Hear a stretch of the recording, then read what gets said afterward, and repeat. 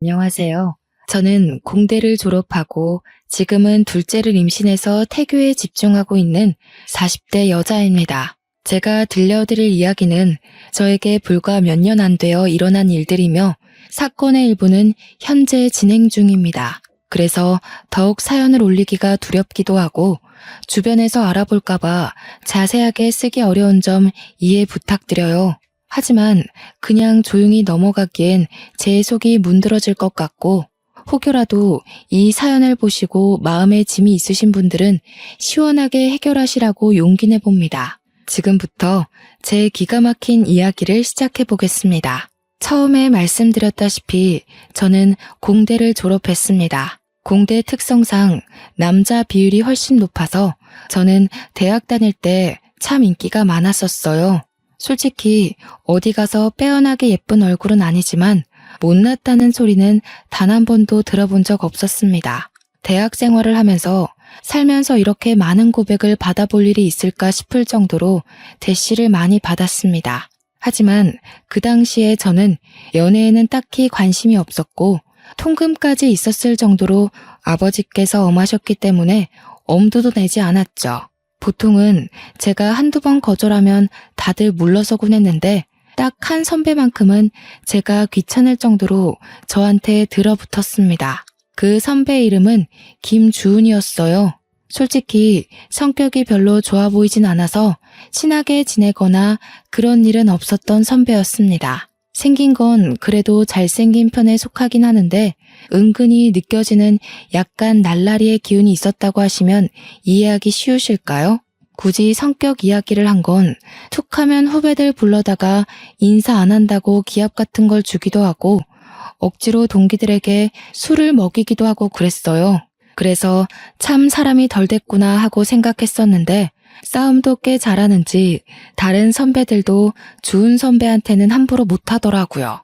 저는 성인이 되어서까지 힘자랑을 하는 그 사람이 그렇게 좋아 보이지 않았습니다. 당연히 고백도 거절했고요. 하지만 그럴수록 저한테 더 다가오려고 하더라고요. 공강인데도 굳이 저를 보려고 학교에 찾아와서 학식을 같이 먹자고 한다거나 아니면 저는 카페인을 마시면 밤에 잠을 못 자서 코코아도 입에 안 대는 사람인데 아메리카노를 불쑥 내민다거나 정말 제가 기함을 토했던 것은 제가 집에 갈 때 몰래 쫓아와서 저희 집 앞에서 서성이고 있는 걸 저희 아버지께서 보시고는 강도인 줄 알고 경찰에 신고를 했던 사건 때문이었어요. 경찰서에 가서 저한테 강도 아니라고 학교 선배라고 설명해달라고 빌고 저희 아버지는 학교 선배가 왜 집 앞에서 서성이냐고 스토커 아니냐고 소리 지르고 한동안 과에 소문이라도 날까 쪽팔렸는지 수업도 안 나오더라고요. 저는 결국 주은 선배에게 딱 잘라서 너무나도 불편하다고 이야기했고 저의 정색이 조금 멋쩍었는지 주은 선배도 제게 사과했고요. 제가 싫다고 몇 번이나 말했는데 선배가 자꾸 이런 식으로 행동하니까 소문도 이상하게 나고 따돌림도 당하고 왜 제 입장은 하나도 생각 안 해요? 선배가 그런 식으로 행동하니까 제가 더 선배를 싫어하는 거예요. 제가 죽었다 깨어나도 선배 같은 사람이랑은 사귈 생각 없고요. 선배랑 저랑은 아예 결이 다른 사람이라고요. 제 말에 충격이었는지 주은 선배는 기분 나쁘다는 표정을 지었고 뭐라고 더 말하려는데 저는 휙 돌아서 그 자리를 피했습니다. 그 뒤로 정말 마주칠 일 없게 수업을 잘 들었고 1학년을 마치고 종강 파티를 하게 되었어요. 솔직히 그 자리에 별로 가고 싶진 않았지만 선배들도 모두 빠지지 말고 참석하라고 몇 번이나 주의를 줬기에 어쩔 수 없이 갔습니다. 저는 평소에 술을 잘 먹지 않는 사람이에요. 아버지가 무섭기도 하고 술에 취해서 흐트러지는 모습을 남에게 보여주는 것도 매우 싫어하고요. 그래서 깔짝깔짝 마시는 척만 하고 있었는데 선배들이 집요하게 저를 물고 늘어지더라고요. 자리를 피하려고 잠시 화장실에 갔다 오니 잔이 가득 채워져 있었어요. 그러더니 주은 선배와 그 옆에 있던 무리들이 저한테 원샷을 하라고 강요하더라고요. 평소 같으면 주은 선배가 제 편을 들어줬던지라 마시지 않아도 되었지만 선배까지 합세해서 마시라고 다들 저만 바라보고 있으니 안 마실 수가 없었어요. 결국 벌컥벌컥 원샷을 했고, 제가 그렇게 주량이 약한 사람도 아니고 평범하게 소주 반병까지는 마실 수 있는데도 맥주 한 잔에 넉다운이 되어버렸습니다. 기억이 하나도 없어요. 정말 드문드문 나는 기억도 하나 없이 그대로 필름이 끊겼고, 눈을 떠보니 처음 보는 이상한 무늬의 천장이 보였습니다. 속이 울렁울렁하고 토할 것 같아서 화장실에 가려고 이불을 걷었는데 적나라한 제 몸이 그대로 보였습니다. 거기다가 이불 너머로 보이는 남자의 팔에 저를 소리를 꽥 지르고 말았죠. 주은 선배였어요. 제가 꽥 지른 소리에 잠이 깼는지 저한테 벌레라도 봤냐고 하더라고요. 선배, 이게 어떻게 된 거예요? 왜 선배랑 제가 어딘지 모르는 방 안에 있어요? 여기 어디예요? 어디긴 어디야. 모텔이지. 어제 술 먹고 집에 못 가겠다고 나한테 여기 들어와서 쉬자며. 제가 그랬다고요? 기억이 하나도 안 나요. 선배가 절 어떻게 한 거 아니에요? 나를 왜 그런 이상한 범죄자로 몰아? 너 이러려고 나보고 모텔 가져간 거야? 와, 너 무섭네. 이런 식으로 한 건 했다 이거야 지금? 그게 다 무슨 소리예요? 네가 지금 나한테 덤터기 씌우잖아. 나는 네가 오자고 끌고 와서 온 거야. 마치 제가 선배를 끌고 왔다는 듯이 말하면서 기억이 안 난다는 저에게 발뺌하는 거냐고, 이런 식으로 합의금이라도 받으려고 하냐면서 소리를 고래고래 지르더라고요. 저는 정말 억울해 미칠 것 같았습니다. 어제 내가 고백했더니 좋다며, 사귀자며. 술 취해서 그런 거니? 술 깼더니 다 모르고 싶어서 지금 날 범죄자 취급하는 거야? 합의하에 한 거야. 저는 휴대폰을 챙겨서 제대로 씻지도 않고 바로 모텔을 뛰쳐나왔어요. 경찰서 앞에서 서성이다가 용기를 내서 들어갔고요. 경찰관에게 아무래도 밤새 안 좋은 일을 당한 것 같으니 검사를 받고 싶다고 했고, 산부인과에 가서 진단서를 끊어오라고 하더라고요. 밤새 집에도 들어오지 않고 연락도 되지 않는 딸을 찾는 아버지께서 계속해서 전화를 걸어왔지만 그게 문제가 아니었기 때문에 병원으로 갔습니다. 하지만 아주 청천벽력 같은 소리를 들었어요. 제가 반항을 한 흔적이 어디에도 남아있지 않다는 거예요. 동행한 여성 경찰관님께서 증거 없이 기억도 없이 신고를 하게 되면 무고죄가 성립될 수 있으니 다시 한번 생각해보라고 했습니다. 저는 망연자실한 상태로 집으로 돌아왔고 아주 호되게 혼이 났습니다. 그렇게 다음 학기를 기다리며 겨울방학을 보내고 있는데 정말 하늘도 무심하시지 생리가 끊긴 거예요.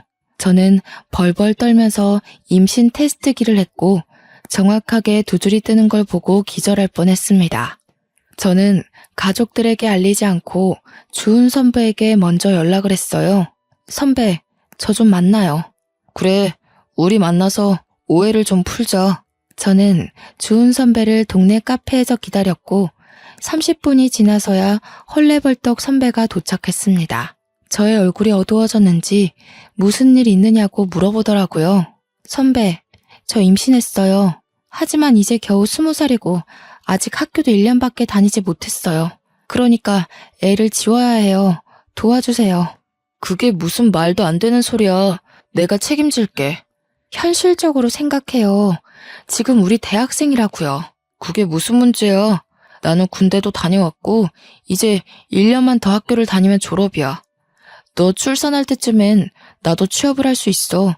그러니까 우리 결혼하자. 저는 이 사람을 믿고 결혼해야겠다는 생각이 전혀 들지 않았어요. 무조건 책임질 수 있다, 먹여 살리겠다, 호언장담하는 선배가 답답할 뿐이었죠.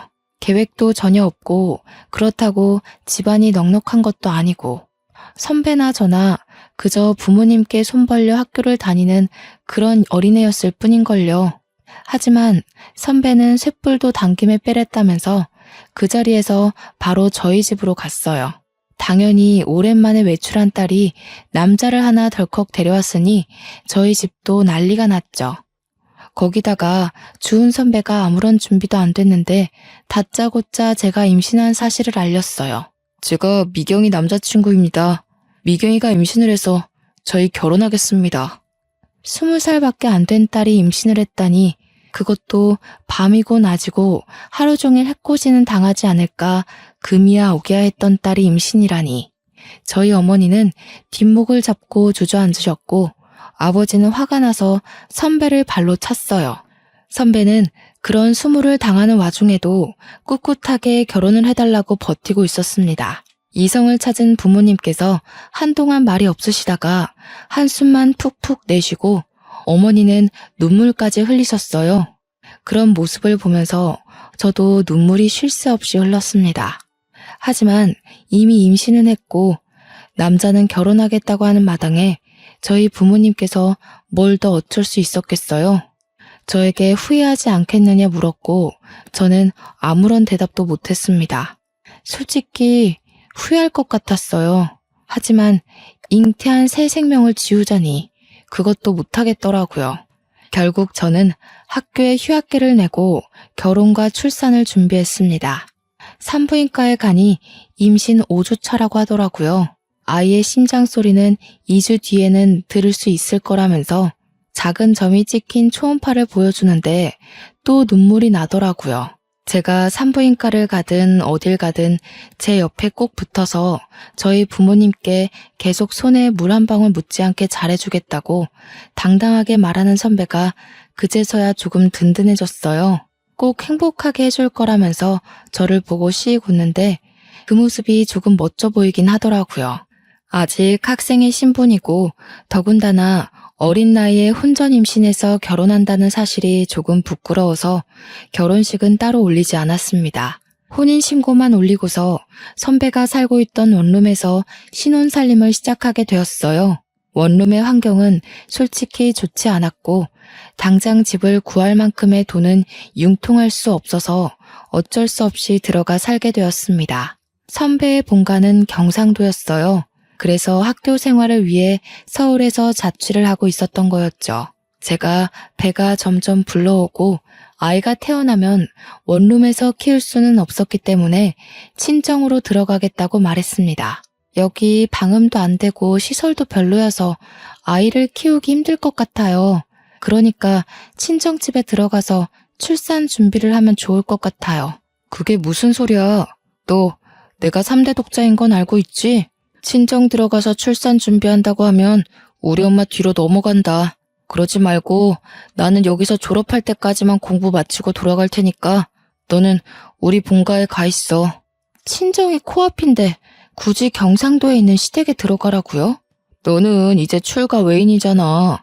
거기다가 3대 독자의 씨를 품었는데 당연한 거 아니야? 그리고 나 학교 졸업하면 어차피 우리 고향 쪽으로 취직하려고 했어. 내가 우리 부모님 안 모시고 살면 누가 모셔? 그리고 우리 엄마가 시집살이 시킬 사람도 아니니까 편하게 내 집이다 생각하고 가 있어.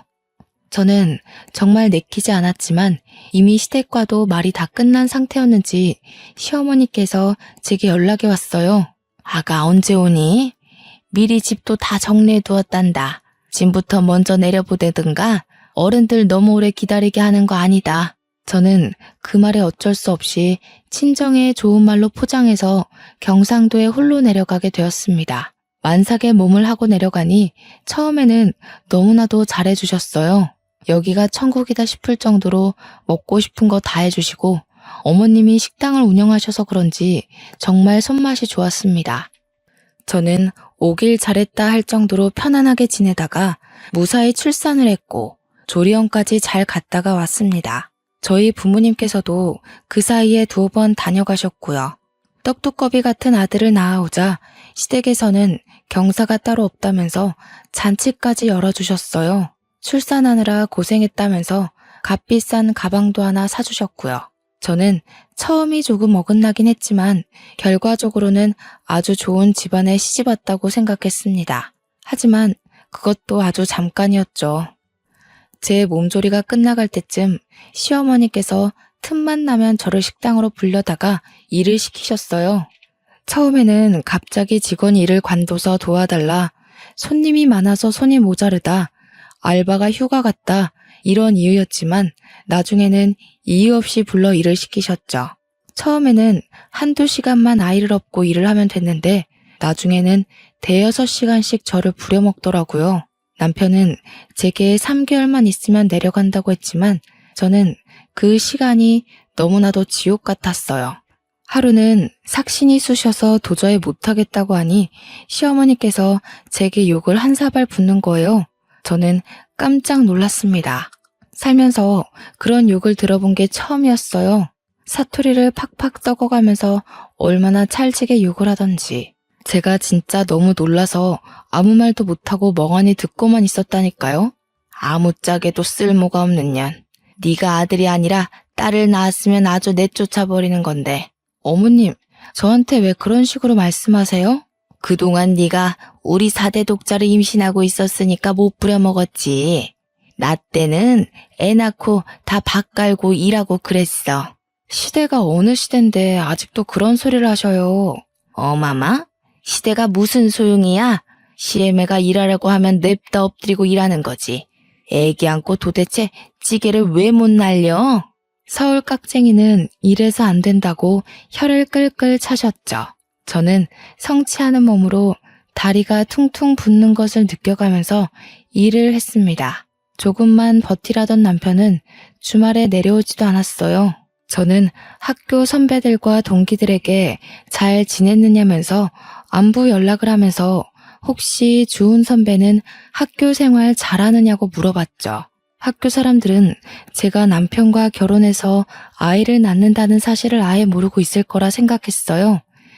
제가 아무에게도 말 안 했거든요. 주은 선배? 선배야 뭐 늘 잘 있지. 맨날 술 먹고 놀러 다니고 진짜 저러고서 어떻게 졸업하나 싶다. 논문을 쓰느라 바빠서 못 내려오겠다던 남편은 맨날 술 먹고 놀고 있다고 하더라고요. 그때 느낀 배신감이란. 역시 사람은 화장실 들어갈 때랑 나올 때랑 다르다고 하더니 틀린 말 하나 없었어요. 근데 미경이 너도 참 걱정이 많겠다. 나? 갑자기 왜? 너 주은 선배 애 낳았다며. 학교에 소문 쫙 났어. 뭐 필요한 건 없어? 야, 아무리 그래도 나한테 말은 했어야지. 얌전한 고양이가 부뚜막에 먼저 올라간다더니 언제 임신까지 한 거야? 저는 머리통을 망치로 한 대 맞은 것 같은 기분이 들었습니다. 솔직히 아무도 몰랐으면 하는 바람이 컸거든요. 일단 20살에 임신을 했다는 것도 좀 그랬고요. 제가 그렇게 피했던 남편이랑 결국 결혼까지 했다는 것도 좀 부끄러웠고요. 저는 대꾸하지 않고 나중에 연락하겠다고 하고 전화를 끊었습니다. 그러자 동기한테 문자가 오더라고요. 읽을까 말까 하다가 문자 메시지함을 딱 열었는데 정말 속이 상했죠. 근데 주은 선배 솔직히 너무 별론 거 알지? 너에 대해서도 안 좋게 이야기하고 다니더라. 그래도 내가 너랑 친한 동기라서 전해주는 건데 아무리 도도한 여자라도 잡아뜨리면 그만이라고. 선배들이랑 이야기하는 거 들었어. 아무튼 이미 결혼도 했고 아이도 낳았으니 내가 오지랖 부리는 게 맞긴 하지만 너도 현명하게 잘 결정하길 바랄게. 정말 결혼한 지 1년도 되지 않았는데 이런 소리를 들으니까 너무 속이 상했어요. 방 안에 웅크리고 엉엉 울어버렸습니다. 그러자 집에서 곡소리가 난다면서 시어머니께서 문을 벌컥 열고 들어와 울 시간 있으면 빨래라도 하라고 하더라고요. 정말 도망치고 싶었습니다. 바로 남편에게 전화를 걸었습니다. 학교에서 도대체 무슨 말을 하고 다니는 거예요? 무슨 소리야. 내가 무슨 소리를 뭐라고 다녔는데. 논문 쓰느라 바빠. 어제도 술 먹고 놀았다면서요. 내가 다 들었어요. 너 동기들 시켜서 나 감시하고 다니니? 진짜 무섭다. 감시라뇨? 동기들이 나한테 현명한 선택을 하래요. 나에 대해서 안 좋게 말하고 다닌다면서요. 아무리 도도해봤자 잡아뜨리면 그만이라고 그렇게 말하고 다닌다면서요. 와, 어떤 새끼가 바로 일렀지? 야, 어차피 너 내 애도 낳았고 우리 혼인신고도 해서 정식 부부잖아. 이제 와서 네가 할 수 있는 현명한 선택이 뭔데? 우리 엄마가 전화해서 그러더라. 너 요즘 몸 아프다고 식당 일도 안 돕는다며? 자고로 시집 왔으면 시댁 살림에 제대로 신경 쓰고 살아야지. 가서 식당 일도 척척 도와드리고 빨래랑 설거지도 좀 하고 그래야 이쁨을 받을 거 아냐. 네가 나한테 시집 와서 잘한 게 뭐가 있어? 아들 낳은 거? 그것도 내 씨가 좋은 거지. 네가 잘한 게 아니라. 맞지? 저는 남편과 통화가 끝나자마자 친정아버지께 전화를 걸었어요. 오랜만에 딸에게 전화가 와서 신나게 전화를 받으신 아버지께서 딸이 엉엉 울고 있으니 무슨 일이냐며 당장 말하라고 하시더라고요. 지금 남편이 제게 한 말, 시어머니께서 제게 한 행동을 모조리 다 일렀습니다. 아버지는 짐부터 싸놓고 기다리라고 하셨어요. 당장 내려가겠다면서 저를 끌고 갈 테니 4시간 정도 걸릴 거라고 어머니와 함께 가겠다고 하시더라고요. 저는 울면서 빨리 와달라고 했고 전화를 끊자마자 재빨리 짐을 챙겼습니다. 아이가 먹을 분유와 우유병, 기저귀도 넉넉하게 챙기고 방 안에서 꼼짝 않고 아버지를 기다렸어요. 4시간하고도 30분이 더 지나자 밖이 소란스러웠고 저희 부모님께서 도착하셨다는 걸 알게 되었습니다. 저는 황급히 뛰쳐나가 아이부터 어머니께 안겨드렸어요. 시어머니는 이게 다 무슨 일이냐면서 어이없어 하셨고요. 우리 애 당장 데려가겠습니다. 밑도 끝도 없이 잘해주겠다는 말에 고민하면서 시집을 보낸 건데 이게 다 무슨 짓입니까? 아니, 내가 뭘 어쨌다고 우리 집 와서 이런 소란을 피우십니까? 사돈 어른. 사돈이라고 하지도 마시오. 우리 귀한 딸 데려다가 밭일이 뭐 어쩌고 어째요? 거기다가 식당 일까지 하라 그랬다고요? 욕도 하고. 우리 집 식구가 되었으니 같이 돕고 살자는 거죠. 그리고 아이는 왜 데려가려고 그래? 우리 집 4대 독자야. 절대 못 줘. 애가 물건입니까? 주고 말고 하게. 애는 엄마랑 있어야죠. 아버지는 시어머니의 팔을 확 뿌리치고는 가방을 챙겨서 저와 아이를 차에 태우셨습니다. 시어머니는 당연히 난리가 났죠. 당장 내 손주 내놔라 하면서 소리를 쳤지만 아버지는 차문을 잠가버리시고는 집으로 출발하셨습니다. 저는 아버지 차 안에서 정말 꿀잠을 잤어요. 그렇게 맘 편히 잔 것도 참 오랜만이었습니다. 집에 도착해서 엄마가 차려주는 밥상을 보니 정말 제가 불효를 저질렀다는 걸 알게 되었죠. 눈물이 자꾸만 나와서 밥을 못 씹겠더라고요. 그런 저를 보면서 아버지도 눈물을 슬쩍 훔치셨고요. 아이를 봐줄 테니 들어가서 푹 쉬라는 말에 정말 오랜만에 울고불고 보채는 아가를 어머니께 맡기고 방으로 들어와 단잠에 빠졌습니다. 그간 몇 시간 못 자고 일하고 애보고 정말 힘들었는데 내 집에서 푹 자도 된다는 생각을 하니 깊게 아주 오래 잠이 들었어요. 뭔가 쿵쾅거리는 소리에 눈을 떠서 휴대폰을 보니 다음날 오전 11시더라고요. 정말 14시간 정도를 깨지 않고 푹 잔 거예요. 그래서인지 몸도 상쾌하고 좋았습니다. 휴대폰에 찍힌 남편의 부재중 통화 40통을 보기 전까지요. 소란스러움에 후다닥 거실에 나가보니 시어머니께서 짐을 바리바리 싸들고 거실에 앉아 계셨어요. 아버지와 어머니는 화가 잔뜩 나 있었고요. 저를 보자마자 시어머니께서 아주 불쾌하다는 듯 말씀하셨습니다. 우리 집 4대 독자를 데려가고도 무사할 것 같니? 나도 여기서 좀 지내겠다. 식당도 문 닫고 왔으니 아주 시간 많아. 당장 내 손주 안 내놓을 거면 나도 너네 친정에서 너희 엄마 밥 먹으면서 편하게 좀 쉬자. 이게 무슨 몰상식한 짓이에요? 내가 가방끈이 좀 짧아요. 배운 게 없어. 어릴 때부터 식당 일 하느라 못 배웠거든. 그러니까 내 손주 내놓으시던가 아니면 나도 여기서 살 거니까 그런 줄 아쇼. 저는 정말 애를 줘버리고 싶었지만 저 똘망똘망한 눈으로 우리 어머니의 품속에 폭 안긴 아가를 보면 차마 그럴 수 없었습니다. 저는 어쩔 수 없이 남편에게 전화를 걸었어요. 남편도 이 사정을 모두 알고 있는지 전화를 받자마자 저한테 쏘아대더라고요. 그러게 왜 생각 없이 짐을 싸서 그렇게 나가고 그래? 내가 오죽 힘들었으면 그랬겠어요? 나한테 손에 물 한 방울 안 묻히게 해준다면서요. 그땐 그때고 지금은 지금이지. 됐고, 이렇게 된 거 우리 엄마 따끈한 밥상이나 잘 챙겨드려. 놓친네 경상도에서 버스 타고 올라오느라 아주 힘드셨을 텐데. 몸도 좀 주물러 드리고. 아버지는 제 전화를 뺏어서 남편에게 당장 친정으로 오라고, 오지 않으면 아주 큰일 나게 될 거라고 했습니다. 남편은 아버지껜 깨갱하고 알겠습니다 됐고 하고 바로 전화를 끊더라고요. 그리고 정말 30분 만에 쏜살같이 친정집에 왔어요. 당장 사돈 어른 모셔다 드리고 와. 그리고 나서 이야기하자. 어머, 제가 왜요? 며느리 고집 제대로 꺾어야지 아니면 못 갑니다. 어디 우리 손이 귀한 집안에 시집와서 아들을 낳아놓고 도망을 갑니까? 우리 손주는 절대 못 줍니다. 저 기집애가 고집 꺾을 때까지 내가 여기 단단히 버티고 있을 거예요. 누구 보고 기집애라고 하시는 거예요? 미경아, 그동안 이런 취급 받으면서 살았던 거니? 이런 취급은 아니었고요. 미경이가 계속 고집 부리니까 저희 어머니도 어쩔 수 없는 거죠.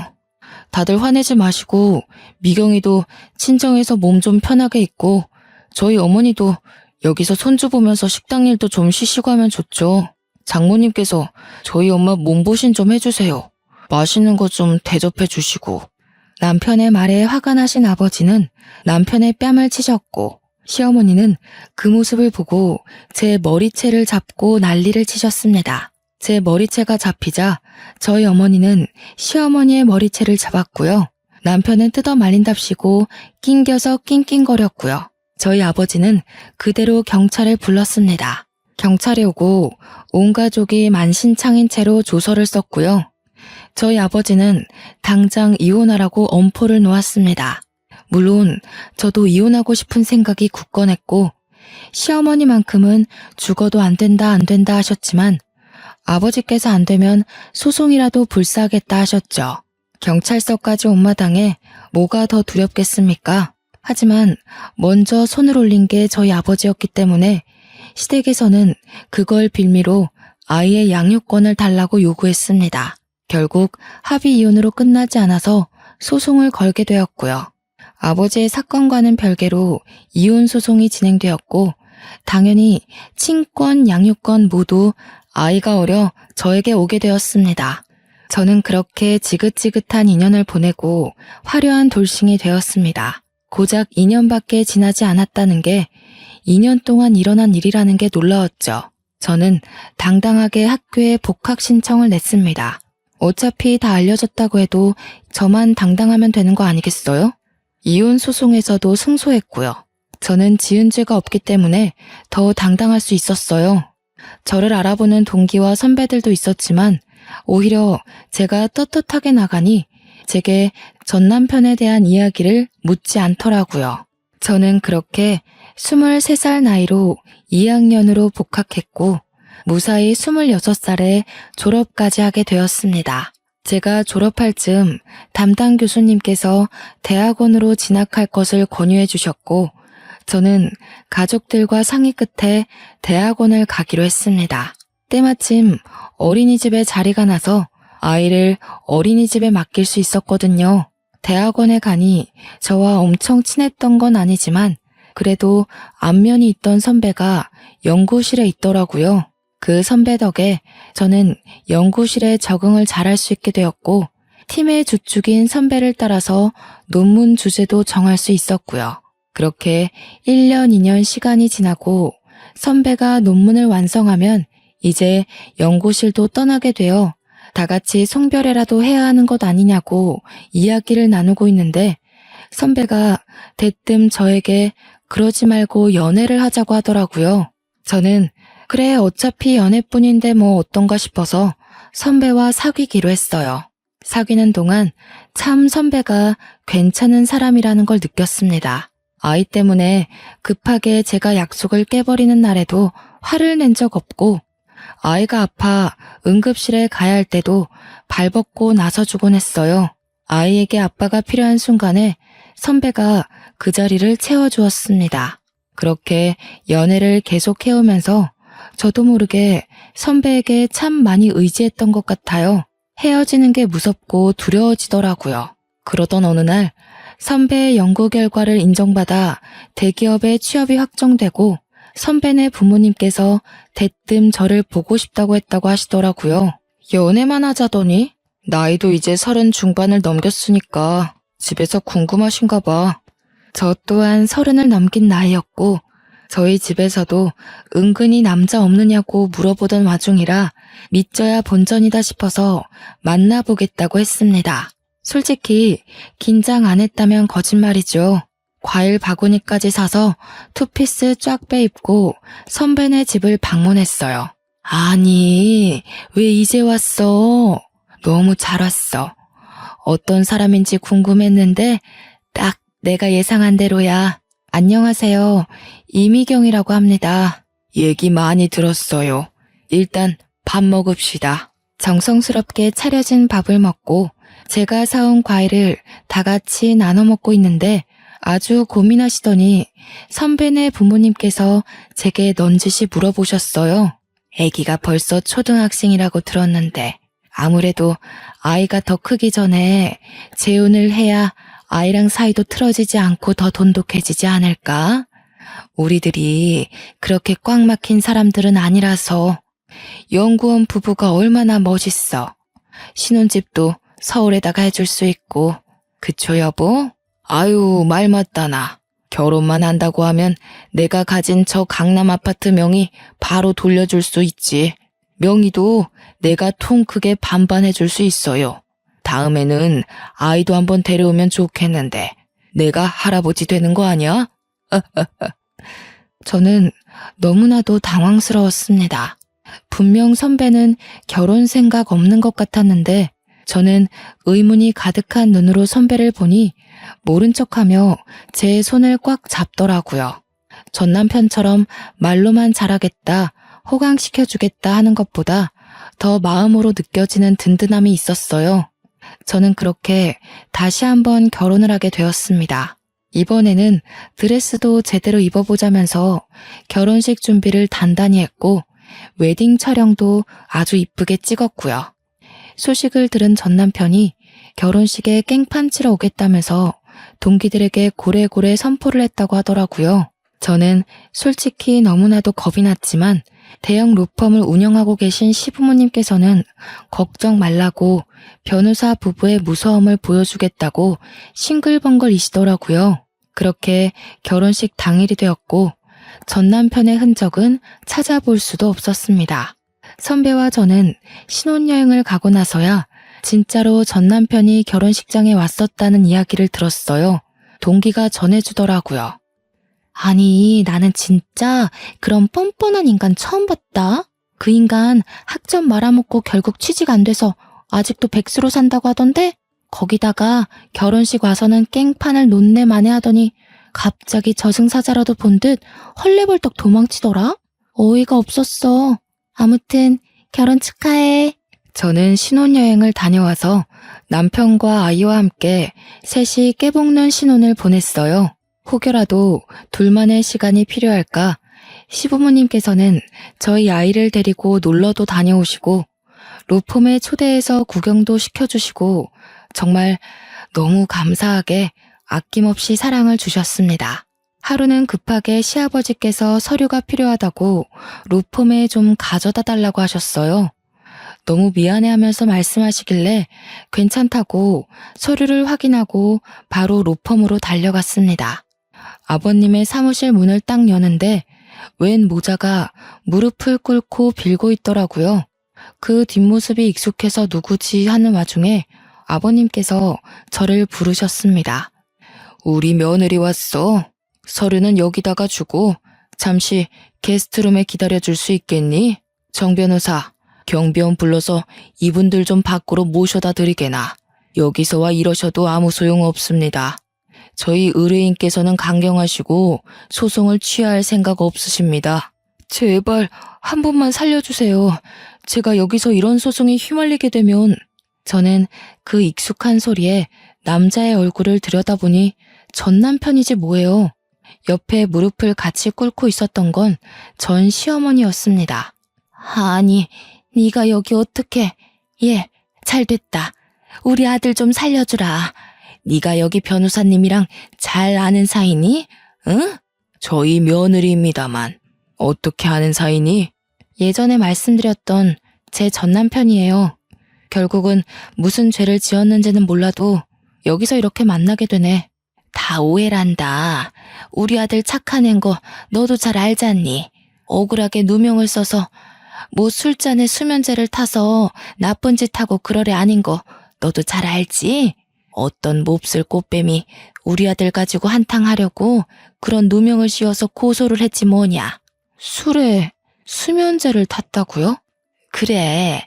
수면제를 타서 잠이 들게 해가지고 기억이 없다면서 우리 아들을 글쎄 입에도 담기도 힘든 그런 일로 고소를 했어. 저는 그제서야 제가 당했던 지난 일들이 떠올랐어요. 종강 파티를 갔다가 맥주 한 잔에 기억을 잃고 모텔에서 눈을 떴던 일, 그로 인해 임신해서 지옥 같은 시집살이를 당했던 일 모조리 말이에요. 김준, 너 나한테도 그렇게 한 거야? 전 남편은 아무런 말도 않고 고개를 숙이고 있었고 저는 눈물이 팍 터져나왔죠. 벌벌 떠는 저 모습이 진실이라는 걸 대신 말해주는 게 아니겠어요? 시아버지께서는 이 이야기를 듣고 대충 눈치를 채셨는지 아주 화가 잔뜩 나셨습니다. 이런 몹쓸, 증거도 지금 확실한 거 아시죠? 술집 가게 CCTV에 수면제를 탄 장면이 찍혀있단 말입니다. 다 오해라니까요. 오해가 아니라고요. 나한테도 그랬단 말이에요. 나는 저 사람 말만 믿고 내가 술에 취해 기억을 못하는 거라고 나 스스로를 자책했어요. 내가 우리 부모님 가슴에 대못을 박았다고 아프다고 말도 못하고 당신의 모진 시집살이를 견뎌내면서 살았다고. 아니 얘가 이제 와서 왜 다 우리 아들 탓이야? 당신 아들 탓을 한다고? 아들을 도대체 어떻게 키웠길래 저렇게 뻔뻔하게 범죄를 일으키고도 여기 와서 사죄를 해? 피해자한테는 사과했어 당신? 피해자한테 진심으로 사과했냐고. 나한테도 가스라이팅 해놓고 그랬을 리 없지. 너는 아주 콩밥 제대로 먹어봐.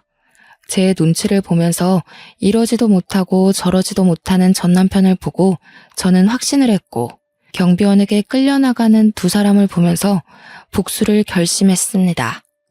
저는 시아버지에게 수치스럽지만 제가 당했던 일을 낱낱이 고했고 그간 전 남편과 같이 어울렸던 동기 선배들에게 연락을 돌려 증언을 얻어냈습니다. 이런 일이 한두 번이 아니었고 죄책감을 느끼고 있던 전 남편 친구도 있더라고요. 그래서 모든 증언을 한 곳에 모아서 결국 법정에서 증거로 제출했고 받아들여졌습니다. 당연히 전 남편은 징역 5년을 선고받았고 그 이후에 전 시댁에서 찾아와 저에게 엎드려 빌고 시부모님에게 사정사정했지만 얄짤없었죠. 이 일을 계기로 저희 아들에게도 접근할 수 없도록 접근 금지 명령도 내렸습니다. 이게 다 법조인인 시부모님 덕분에 일사천리로 진행될 수 있었죠. 아직 위자료 관련한 부분에 있어서 법원 판결이 나지 않아 기다리고 있는 중입니다. 기다리는 와중에 정말 너무나도 감사하게 저희 부부에게 둘째가 찾아왔어요. 당연히 저희 시댁에서는 경사가 났다면서 제가 침대 밖으로 나올 수도 없게 극진히 대접해주고 계시고 이런 시댁의 사랑을 받는 모습을 보고 저희 친정 부모님도 좋아하시고요. 양가가 서로 친하게 지내면서 서로를 생각해주는 모습이 딱 제가 원하던 이상적인 부부의 모습이었답니다. 저는 이 행복을 가지고 앞으로 마무리해야 할 전 남편과의 소송을 잘 이겨내 보려고 합니다. 아마 든든한 저희 시부모님 덕분에 소송에서 지게 될 일은 단 1%도 없지만 그래도 끝까지 아주 나락으로 보내버릴 예정입니다.